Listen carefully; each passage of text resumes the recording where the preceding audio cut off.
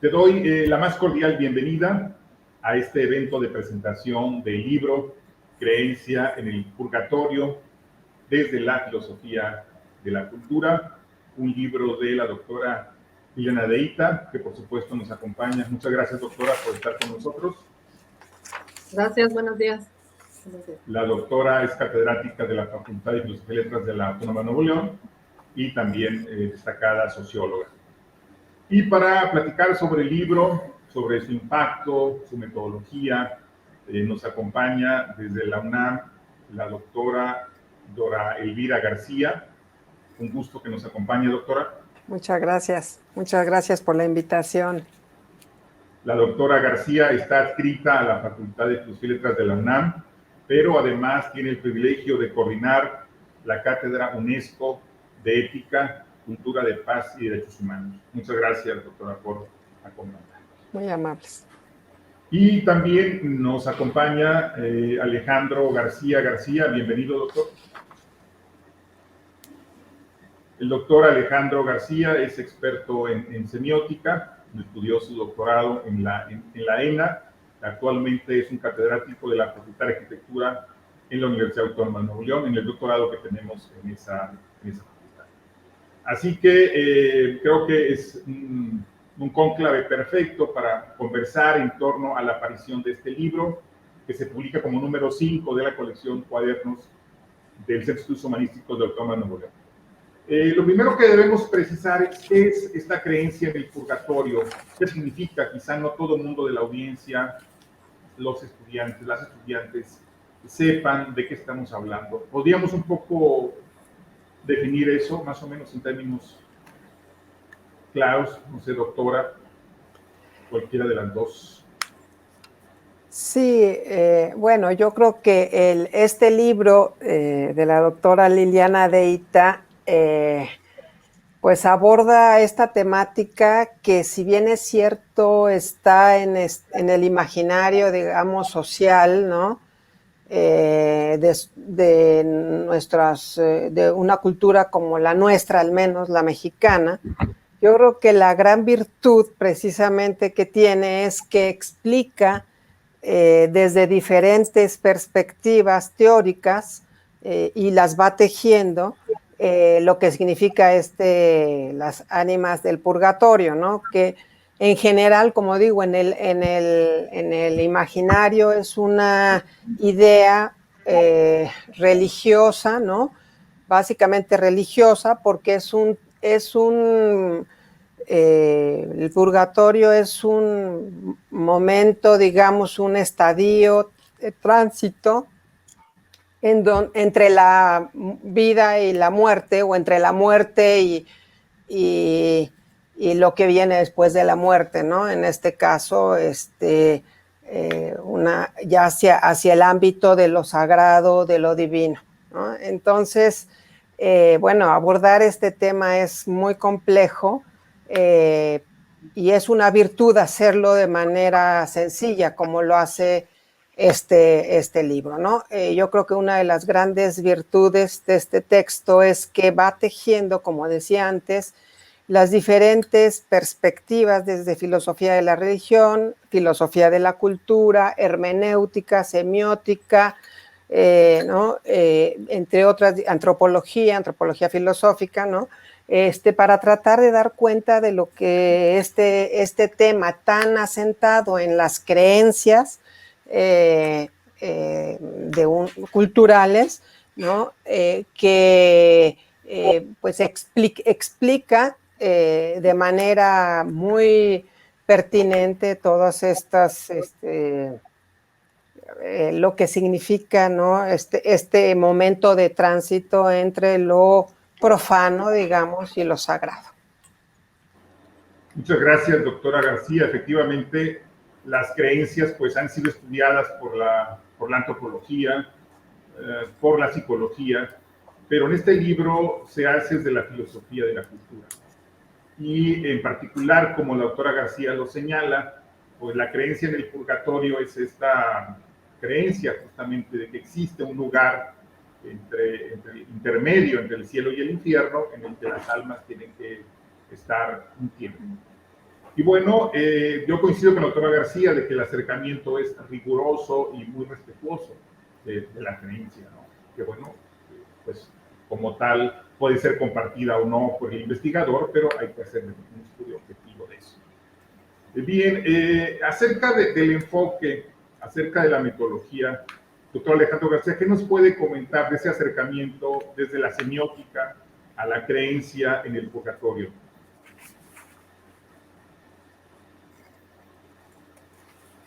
Sí, por favor, puede encender el micrófono.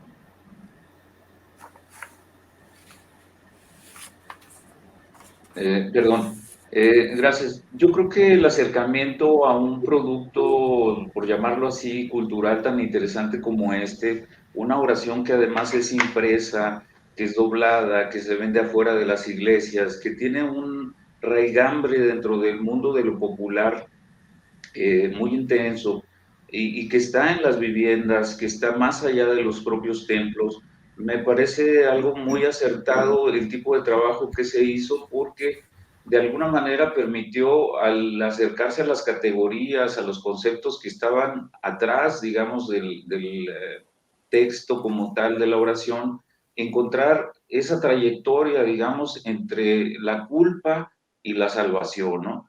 ¿Cuáles son, digamos, las instancias distintas que de una u otra forma, en términos de planteamiento, de escapatoria, digámoslo así, se propone a esas almas, ¿no? Y cómo la función del orante, cómo la función del vivo tiene una conexión con esta vida de los que ya no lo están o que están en esa transición, porque realmente esto que comentaba la doctora Dora Elvira sobre la cuestión del ánima es que está y no está, ¿no? De que hablamos de que hay capillas de ánimas aquí, el ánima de Anacahuita, por ejemplo, y donde dicen que se aparece este señor y te presta de repente algo para que resuelvas un problema mecánico. O sea, el ánima está entre la vida y la muerte, ¿no? Entonces a mí me parece desde ese sentido y así como que solo por entrar, pues muy interesante el papel de la oración como un texto especial, el análisis de esto que algunos autores por ahí llaman una fórmula energética, un encantamiento, un tipo de poder del que ya quisiera hablar más adelante en términos de las estructuras retóricas que tiene, la repetición, ciertos elementos que incluso se repiten en otras manifestaciones religiosas, en otras culturas, y que tienen este tipo de lógica de la repetición como una forma de acrecentamiento también de la conciencia, ¿no? Entonces, en el sentido de lo metodológico, bueno, me pareció de lo más interesante poder haber encontrado esta secuencia que permite, digamos, ver el esqueleto que está atrás de la creencia, ¿no? O sea, la forma en la que se instalan esas distintas instancias de las que ya hablaba.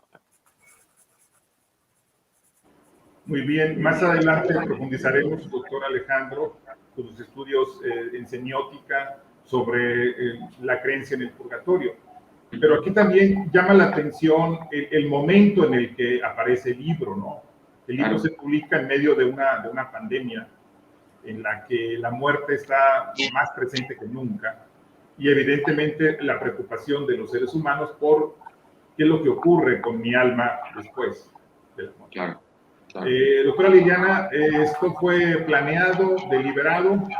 ¿Cómo se dio el surgimiento de eso? ¿Cómo se ubica la pertinencia de estudiar la creencia en este momento de pandemia? Bueno, gracias, doctor Morado. Gracias a la doctora Dora Elvira y al doctor Alejandro García que me hicieron el favor y el honor de haberme leído y de estar aquí con nosotros. No fue pensado realmente. Este libro es producto de una investigación para hacer una tesis de maestría de ya hace muchos años, en donde los dos comentaristas participan, ¿verdad? Como asesores, como coordinadores de la maestría.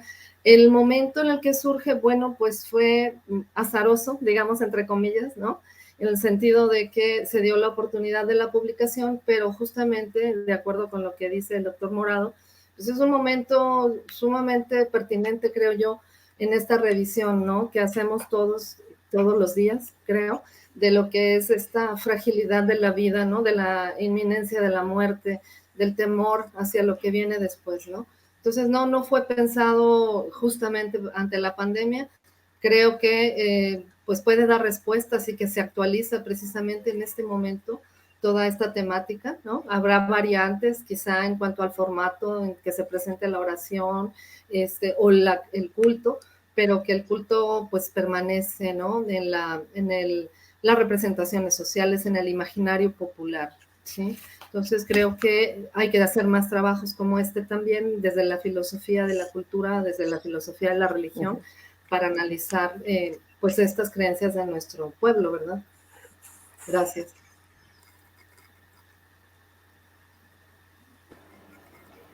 Muchas gracias, doctora Liliana, por esta primera introducción. Y ahora iríamos con la doctora García para preguntarle un poco sobre el acercamiento. Es decir, las creencias se han estudiado desde muchas disciplinas, pero aquí la autora tiene la virtud de que lo hace desde la filosofía de la cultura. ¿Qué implica esta perspectiva y qué riqueza nos ofrece, doctora García? Sí, muchas gracias. En realidad yo creo que esta perspectiva lo que hace es recoger, ¿no? Precisamente estos pensamientos y estas oraciones, ¿no? que se viven en ciertas culturas y lo que hace la autora es precisamente aglutinarlas pensando en lo que es una creencia, ¿no? Es decir, finalmente todas estas acciones que se van realizando derivan de estas creencias, es decir, la acción de la oración, la acción de ciertos rituales, de ciertos cultos, emanan de estas creencias. Por eso me parece muy pertinente y muy lúcido la articulación que hace la doctora Deita cuando introduce a un pensador mexicano muy ilustre que conocemos en general, bueno, los filósofos sobre todo, pero que ha permeado en la antropología y en estudios del pensamiento mexicano, a Luis Villoro, ¿no? Luis Villoro, en su texto de Saber, Creer y Conocer, que es un texto que la doctora Deita aborda y entresaca precisamente lo que para él es esta creencia. Y la creencia, según lo entiende Villoro y que la doctora Deita se apropia de esta, digamos, definición o de esta idea de Luis Villoro, es que precisamente la creencia compromete una actitud de acción de quien la asume, ¿no? Respecto del mundo. Y por eso decía yo que finalmente estas acciones que derivan, ¿no? En relación con las ánimas del purgatorio tienen que ver con estas creencias que se tienen, ¿no? Es un componente subjetivo del saber, ¿no? Y si bien es cierto, se diferencia del saber, porque la creencia carece de certeza, ¿no? No hay una certeza absoluta porque no es el saber, aunque se implica cierta percepción, evidentemente. Pero lo que sí implica es la acción que deriva de esa creencia. Entonces, en realidad, bueno, la sensación subjetiva de esta convicción que tienen las personas con estas creencias muestran e implican ciertas expectativas de los sujetos, que los sujetos van formulando como ciertas hipótesis, digámoslo así, que regulan las acciones en el mundo, ¿no? Entonces, yo creo que es muy interesante esta deriva que toma la doctora Deita para poder explicar el tema de las ánimas del purgatorio, que al fin y al cabo son una creencia. Entonces, de ahí, digamos, hace un embate fuerte al tema teórico para de ahí derivar todo lo que ella sigue explicando más adelante en el texto. Gracias, doctora Dora Elvira García, de la UNAM. Efectivamente, aunque la creencia en el purgatorio es un rasgo, digamos, universal en el universo de la teología católica. Aquí lo particular es que se enfoca desde el pensamiento de un filósofo mexicano como Luis Villoro. Bueno, además, podríamos ampliar un poquito, Alejandro García, desde la perspectiva de la semiótica. ¿Qué riqueza nos ofrece la semiótica para comprender un fenómeno tan denso como es las creencias y particularmente la creencia en el purgatorio? Si pudieras encender ya. Es aterrizada la creencia en ese tipo de casi arte-objeto, ¿no?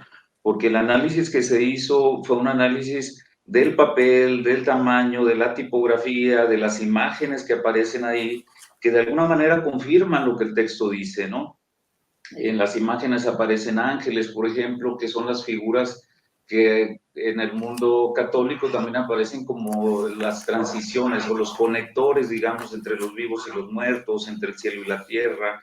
Esos elementos están ahí, pero encuentro, por ejemplo, un pequeño papelito pegado, o sea, esta cuestión, le platicaba a la doctora Deita del retablo, ¿no? Esa ingenuidad en el planteamiento, esa como intrepidez para combinar cosas y hacerlo de una manera que finalmente logra una estética bastante interesante desde muchos ángulos, tomándolo desde el punto de vista de la semiótica, ¿no? El papel del fuego es fundamental, ¿no? La cuestión está del fuego como el provocador del dolor y por lo tanto de la purificación, ¿no? Pero este fuego que, como bien se señala en el texto, no termina de quemar y es eterno, ¿no? En donde el tiempo no existe. Es realmente una situación, cuando releí el texto, realmente lo pone a uno a temblar, ¿no? Todo esto, porque hay una actualización. Yo quisiera volver a esto de la pandemia, porque sí creo que hay una actualización de la creencia en estos momentos, ¿no? Incluso en la gente que no somos tan creyentes o que no lo somos, hay una reacción en relación a esto, porque tenemos formaciones, tenemos ciertos estereotipos o arquetipos prefijados ya en nuestra mente, que de una u otra manera están hablando de esto, ¿no? De qué habremos hecho para recibir esto, ¿no? Como una especie de castigo. Y creo que algunos ecologistas y alguna gente de este corte también lo vemos un poco así, ¿no? Como una especie de estirón de orejas del planeta, del cual ya habíamos abusado hasta el límite y más que del límite, ¿no? Entonces, creo que sí hay una actualización de la creencia. La cuestión de no ir a los templos me parece fundamental, o sea, cómo la creencia permanece en el hogar, cómo la gente toma las misas desde su casa, donde no necesariamente está el ejercicio del sacerdote como intermediario, o lo es, pero de una manera más limitada, ¿no? Y estos movimientos de híncate, párate, o sea, este control que se ejerce en el templo no se ejerce en la casa. En la casa hay una mayor flexibilidad, incluso pues la viejita pues no se tiene que hincar o ve la manera de estar cómoda, pero sigue atendiendo de una u otra manera o retroalimentando su creencia, ¿no?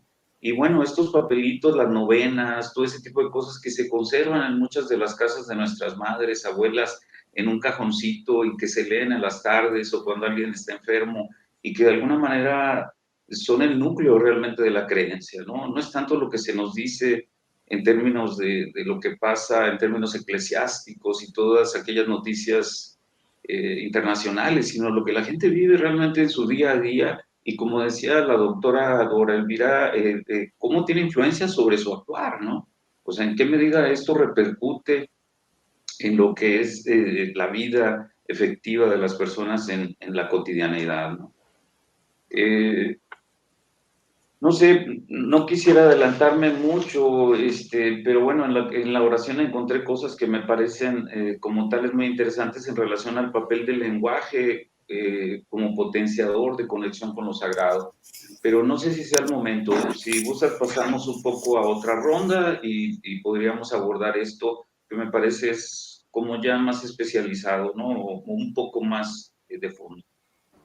Muchas gracias, doctor Alejandro García. Doctora Deita, hasta donde vamos, que es un poco la parte metodológica y la parte del enfoque. ¿Qué nos podría usted añadir sobre este libro, sobre esta recepción, sobre qué pueden esperar los autores cuando lean este estudio de creencia en el purgatorio?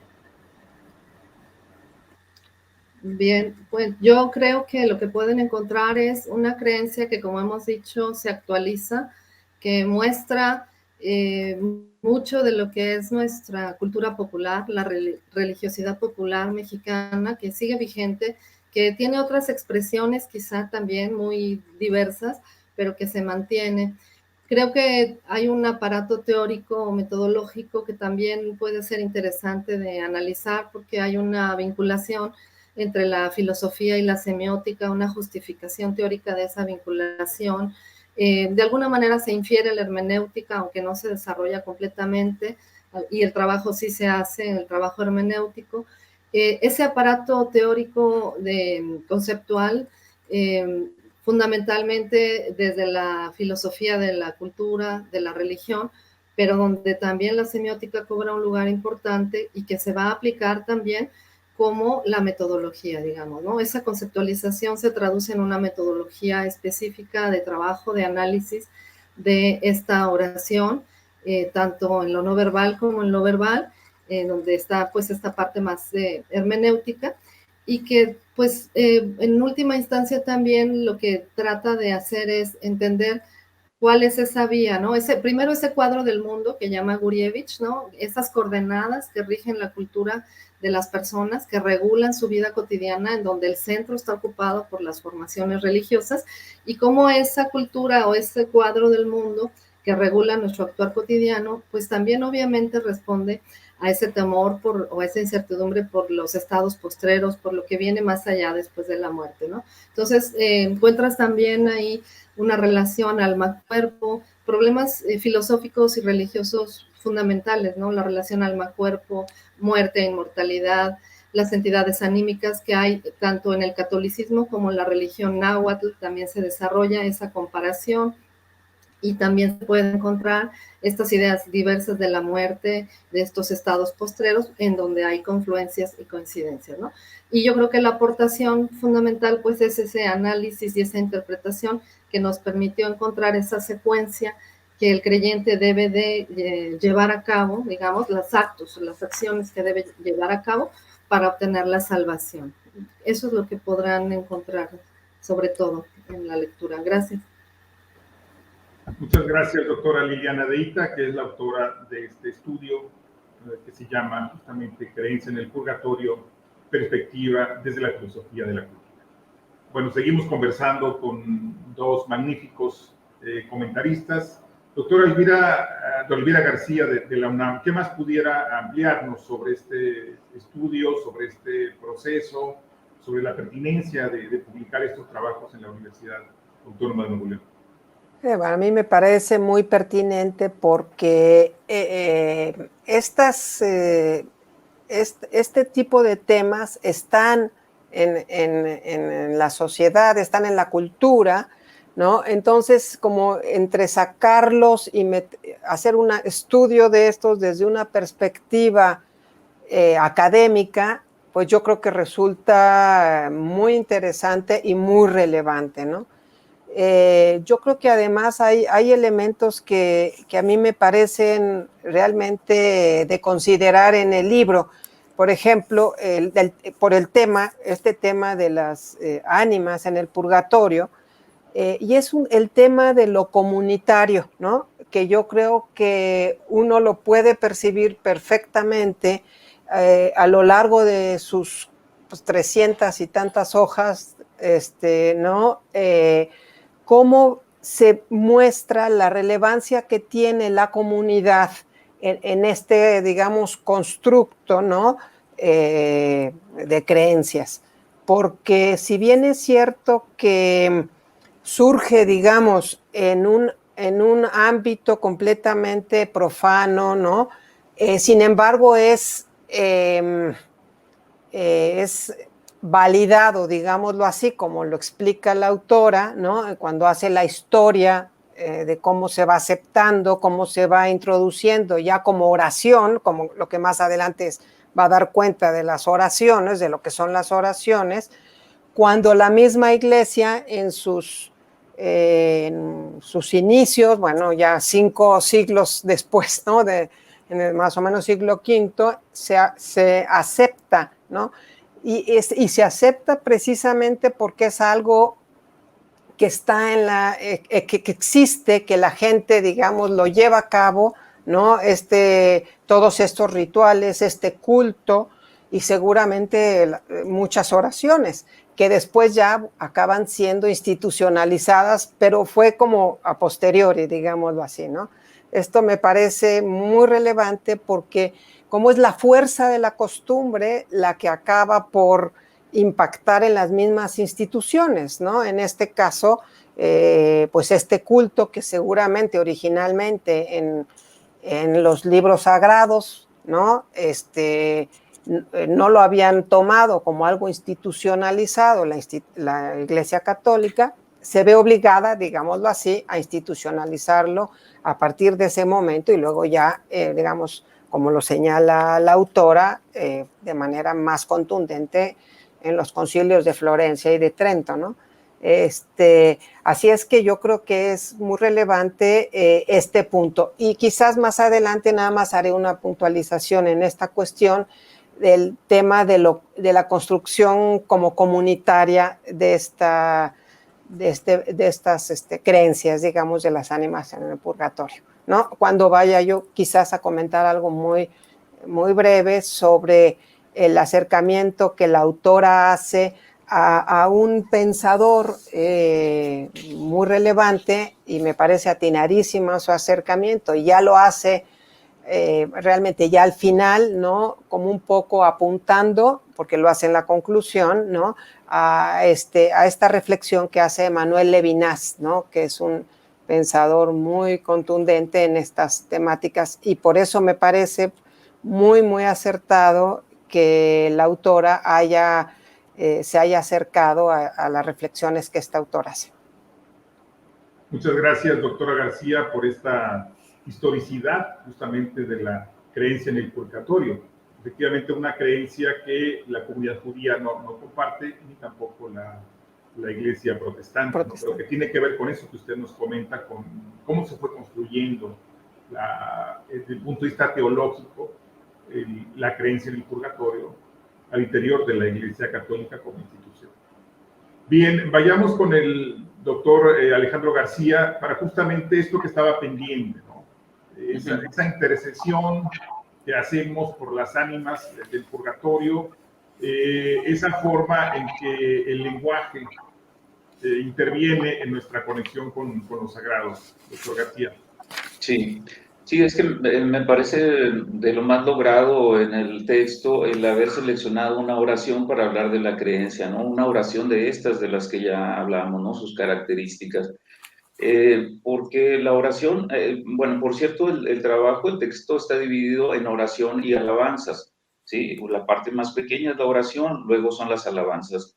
Por lo que tengo entendido y medio trabajé ayer, las alabanzas son cantadas, o sea, de una u otra forma, la oración es para ser leída en voz alta, o sea, no es un texto solo para ser leído por uno mismo, sino para ser leído en voz alta, y las alabanzas tienen esa conexión con el canto. Yo un poco quiero hablar de eso, porque en mi contacto con el pueblo seri he visto la cuestión de los cantos y cómo el canto juega un papel importantísimo en esa conexión con lo sagrado. Y eso es algo que encuentro en la oración. O sea, después de ver esto, es la repetición, por ejemplo, venir, pero es el Hare Krishna, Hare Rama, o sea, estamos hablando de algo que está presente en muchas religiones, en muchas culturas, como un acto retórico de insistencia en algo, de tal manera que pareciera en su momento que esto logra incluso una conciencia acrecentada de parte de quien está orando, ¿no? De quien está cantando en el caso de los seres, y que de alguna manera la oración me parece que está entre el canto y la narración, ¿no?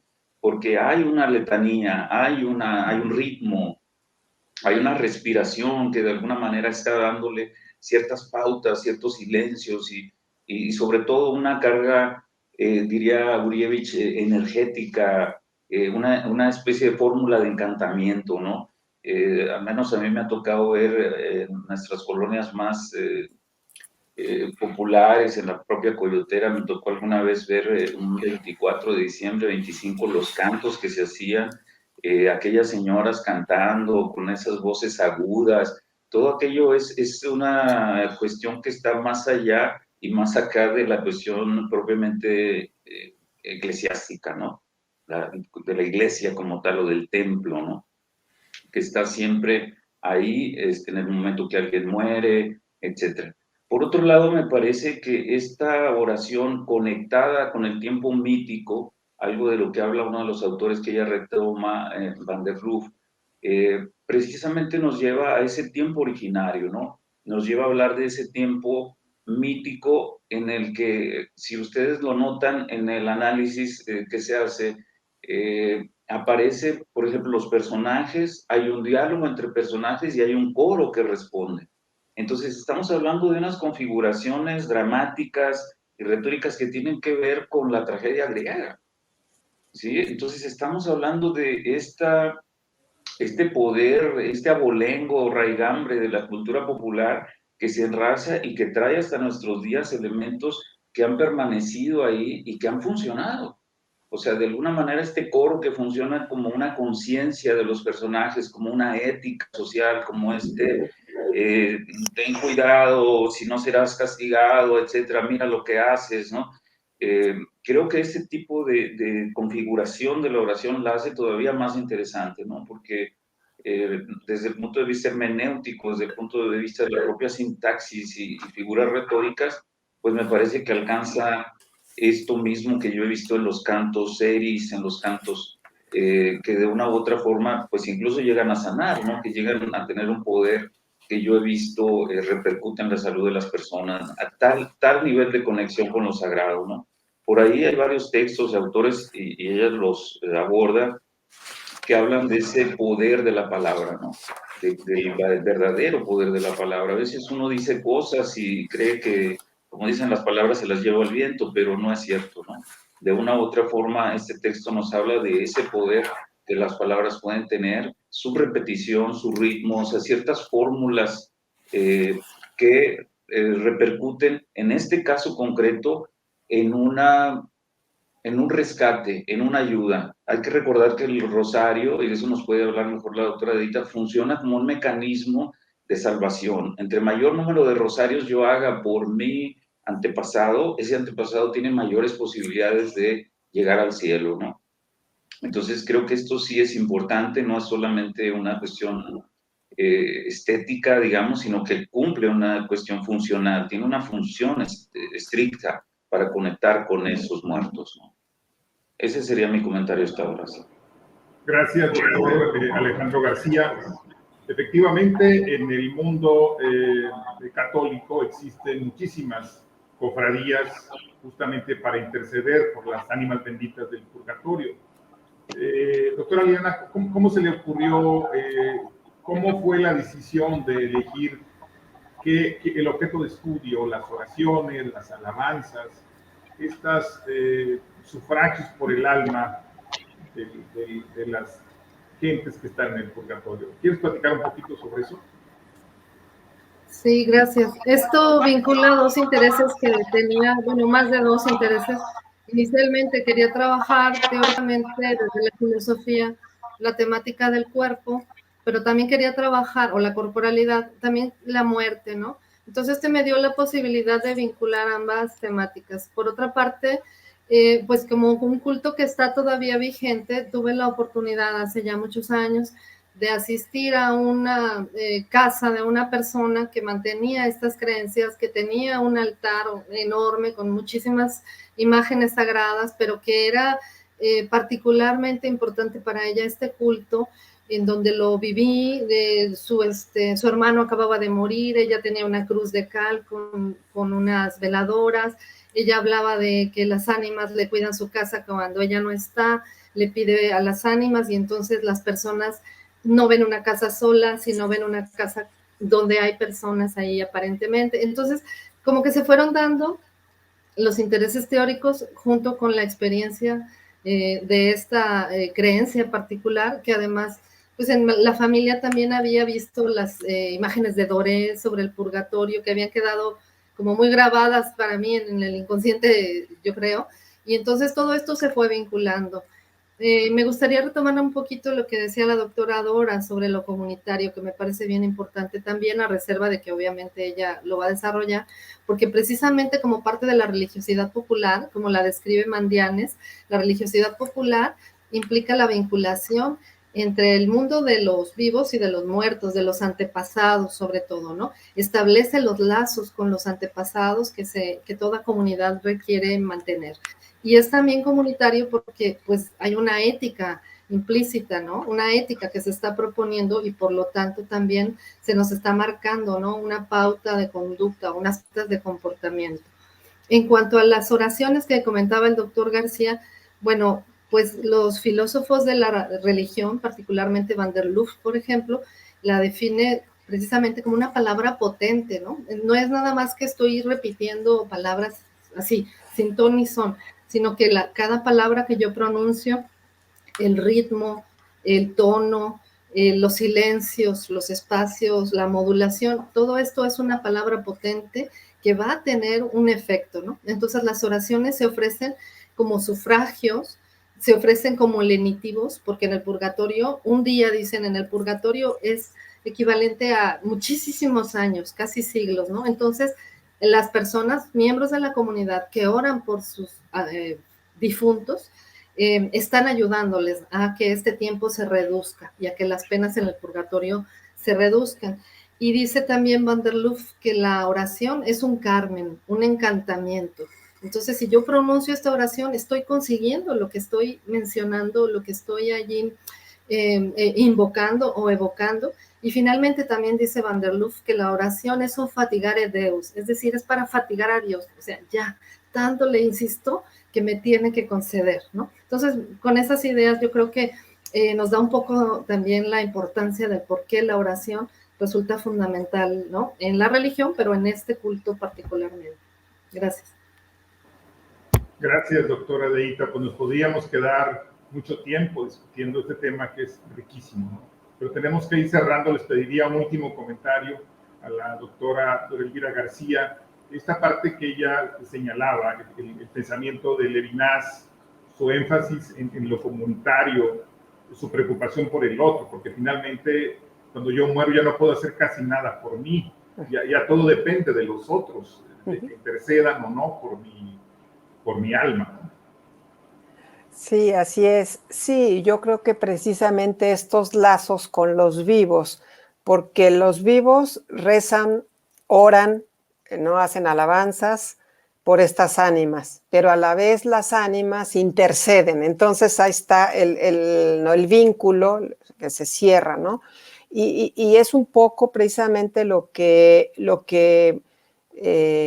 Liliana Deita, lo que le da la pauta seguramente para haber insertado ahí a Emmanuel Levinas, porque Emmanuel Levinas piensa que precisamente estas formas ayudan a la constitución de la subjetividad, ¿no? Con los otros, que son otros de otra forma, pero está precisamente ahí presente la alteridad, ¿no?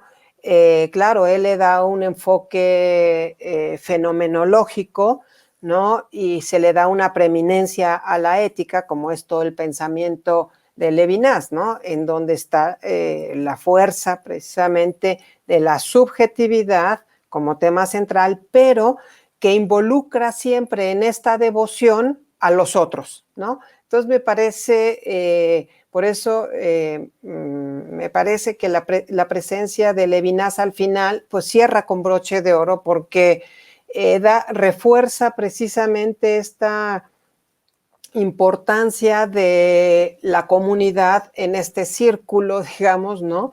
De ayuda, podemos señalarlo así, de ayuda. Unos interceden y otros por los que están rezando y los que están orando y alabando, y los que están alabando siguen orando, ¿no? Para lograr que esta estadía en este espacio, ¿no?, se logre superar. Y para que precisamente en la tónica de Emmanuel Levinas, los sujetos puedan acabar de construir su propia subjetividad, ¿no? Yo creo que terminaría yo con esto. Me parece que el texto es un texto muy integral, de una hechura fina, ¿no? Que fluye argumentalmente y además que incorpora muchos elementos, ¿no? Toda esta información histórica de la que ya hablábamos antes, ¿no? Y va añadiendo, obviamente, elementos de la religiosidad, de filosofía de la religión, filosofía de la cultura, cuestiones ontológicas y metafísicas. Así es que no me queda más que, pues, felicitar a la autora por este libro, ¿no? Que seguramente será muy bien recibido por la comunidad estudiantil y por los colegas, ¿no? Porque es una obra que la verdad vale la pena estudiar, leer y comentar. Que muchísimas gracias, quedo muy honrada y muy agradecida por esta invitación. Muchas gracias, doctora García. Doctor Alejandro, ¿algún último comentario? Sí, pues también invitar a la gente que está viendo esto a que lo lean, ¿no? A que lo lean y que esperen pues un texto de más de 300 páginas, 350, algo así, que está denso, ¿no? Que es realmente un texto donde no hay paja, donde todo es realmente importante.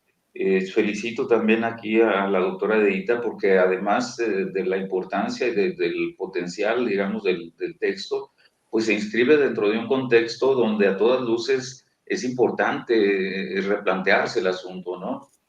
Tener una nueva visión desde estos ángulos de la antropología filosófica, de la filosofía de la cultura, me parece de lo más pertinente en la situación actual y de un potencial analítico que debería de ser referente, ¿no? Creo que hay muchos trabajos que por ahí se pierden en otro tipo de formas metodológicas, a veces la estadística demasiado, etcétera, y al menos yo que trabajo la parte cualitativa, aquí lo que puedo ver es un análisis de contenido muy refinado, donde se obtienen categorías, conceptos de una manera muy organizada, muy coherente. Entonces creo que a todas luces resultaría algo muy bueno para un estudiante, para alguien que está tratando de hacer su tesis, que está tratando de armar un análisis sobre este tipo de expresiones, ¿no? U otras. O sea, me parece que ese potencial analítico es muy, muy importante y pues nuevamente me uno a la felicitación de la doctora Dora y pues gracias por la aportación y gracias por la invitación a comentar el libro. Gracias. Gracias, doctor Alejandro García. Doctora Deita, un comentario final para los lectores. Pues invitarlos a que lo lean, a que se animen. Sí, es un texto denso en el sentido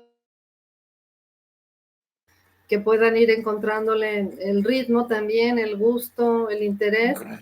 Y creo que esta parte de fomentar, ¿no? Ese sentido comunitario, esas relaciones con los otros y las otras, aunque creamos o no creamos, de cualquier manera es importante mantenerlo, ¿no? Y sobre todo, perdón, desde la perspectiva de Levinas, en donde en el momento en que yo reconozco a los otros, los respeto y me responsabilizo por ellos y ellas, en ese momento me constituyo como sujeto. Entonces no pierdo yo, nadie pierde, ¿no? Es una relación asimétrica, pero de responsabilidad y en donde es recíproca, ¿no? Entonces, invitarlos a leer, agradecerles muchísimo a la doctora Dora Elvira y al doctor Alejandro García por haberme leído, por haberme hecho estos importantes comentarios que agradezco, y la honrada soy yo. Agradecer al doctor César también por la oportunidad de publicar el libro y de presentarlo en este momento. Gracias a todas y a todos por escucharnos. Pues muchas gracias a la doctora Dora Elvira García, nuestra colega de la UNAM, de la Facultad de Filosofía y Letras, al doctor Alejandro García, colega nuestro aquí en la Autónoma de Nuevo León, a la autora Deita. Decir que el libro afortunadamente está completamente disponible de manera gratuita en la liga que ustedes van a estar viendo ahora en este momento. Ahí lo pueden descargar en varios formatos, lo pueden leer en formato PDF, lo pueden leer también en su Kindle, según ustedes consideren, y es de manera gratuita para que lo puedan ustedes compartir, está con la licencia de Creative Commons, se puede compartir, se puede reproducir, porque lo que le interesa a la Universidad de Nuevo León es que la investigación realizada se socialice y sea, como decía el doctor Alejandro, pues un ejemplo para que otros estudiantes también puedan replicar objetos de estudio en otros trabajos. Nos da mucho gusto coincidir, ojalá que no sea la última vez que podamos conversar, ha sido muy aleccionado. Muchas gracias, hasta luego.